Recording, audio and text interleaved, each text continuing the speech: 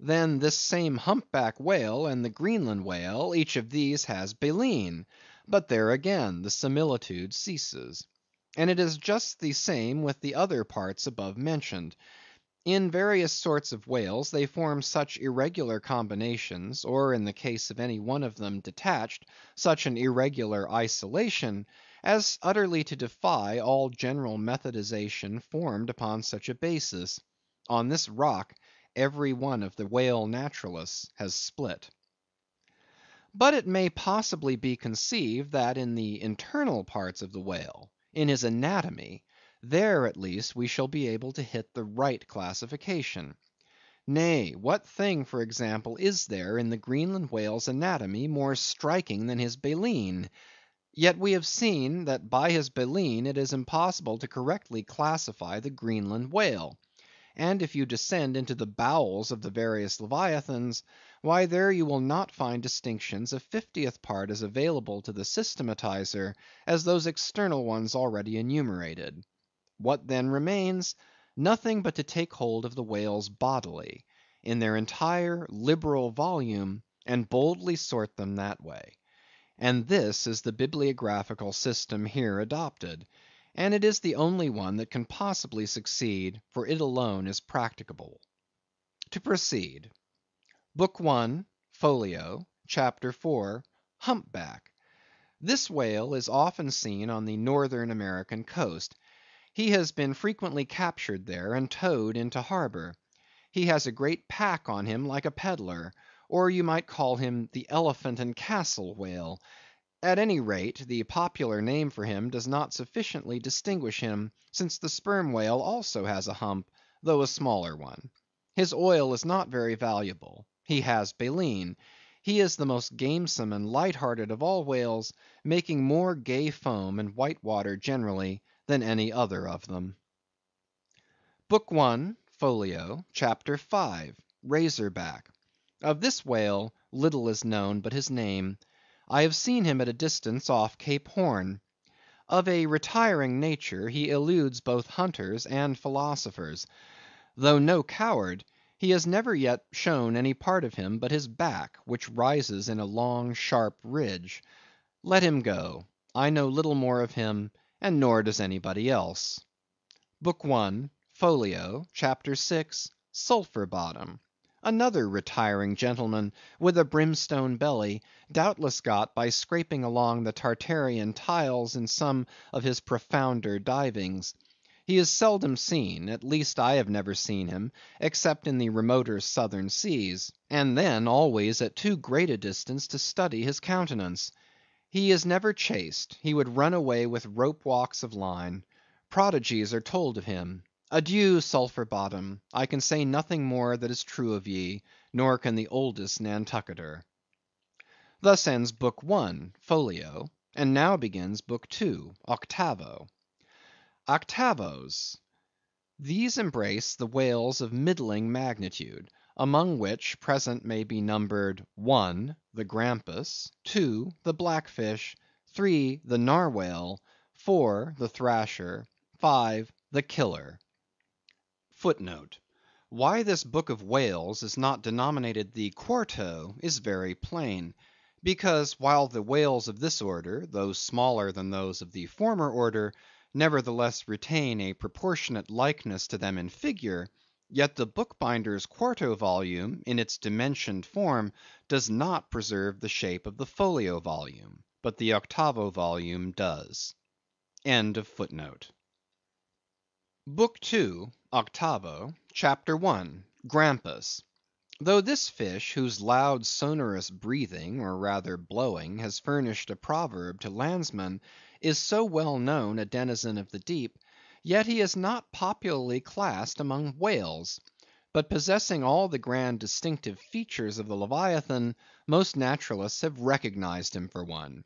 He is of moderate octavo size, varying from 15 to 25 feet in length, and of corresponding dimensions round the waist. He swims in herds. He is never regularly hunted, though his oil is considerable in quantity, and pretty good for light. By some fishermen his approach is regarded as premonitory of the advance of the great sperm whale. Book 2, Octavo, Chapter 2, Blackfish. I give the popular fishermen's names for all these fish, for generally they are best. Where any name happens to be vague or inexpressive, I shall say so, and suggest another. I do so now touching the blackfish, so called, because blackness is the rule among almost all whales. So call him the hyena whale, if you please. His voracity is well known, and from the circumstance that the inner angles of his lips are curved upwards, he carries an everlasting Mephistophelian grin on his face. This whale averages some 16 or 18 feet in length.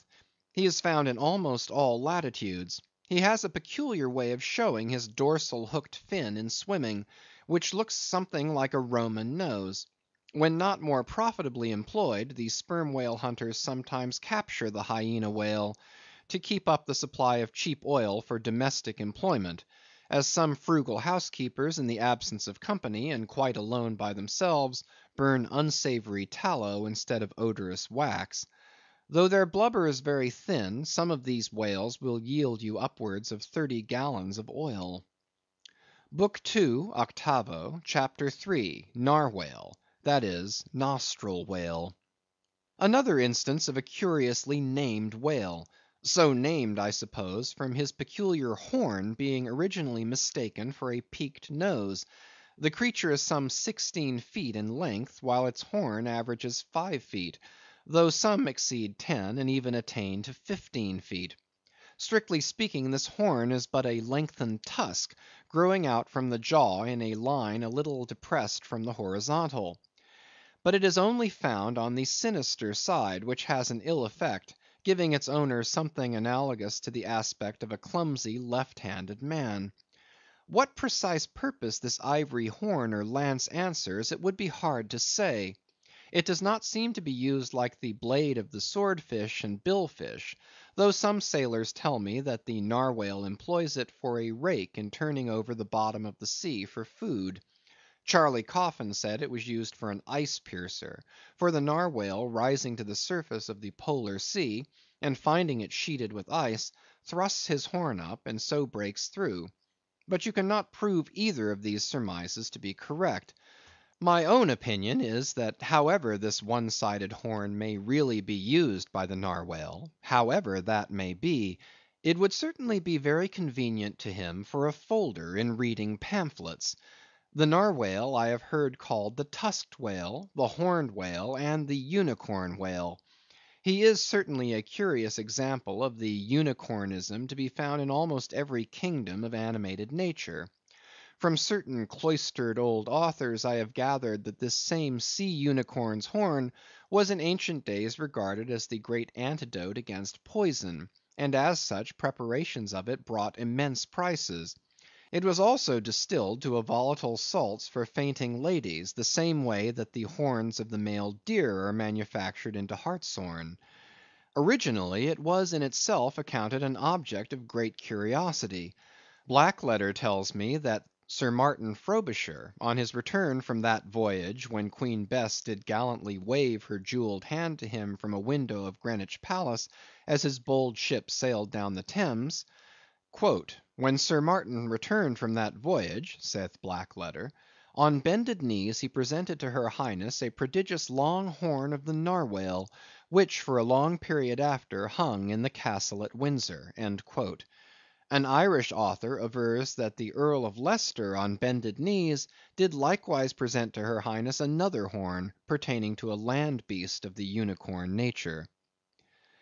The narwhale has a very picturesque leopard-like look, being of a milk-white ground colour, dotted with round and oblong spots of black. His oil is very superior, clean and fine, but there is little of it, and he is seldom hunted. He is mostly found in the circumpolar seas. Book 2, Octavo, Chapter 4, Killer. Of this whale little is precisely known to the Nantucketer, and nothing at all to the professed naturalist. From what I have seen of him, at a distance, I should say he was about the bigness of a grampus. He is very savage, a sort of Feegee fish. He sometimes takes the great folio whales by the lip, and hangs there like a leech till the mighty brute is worried to death.